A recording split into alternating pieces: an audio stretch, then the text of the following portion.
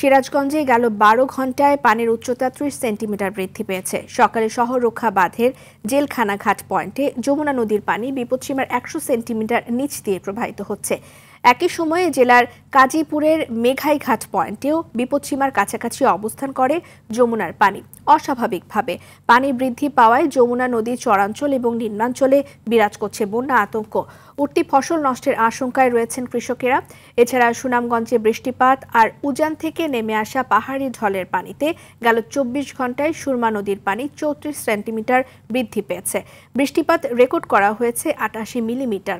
সকালে সুনামগঞ্জের সুরমা নদীর পানি বিপদসীমার ৪৮ সেন্টিমিটার নিচ দিয়ে ৭.৩২ সেন্টিমিটারে প্রবাহিত হচ্ছে।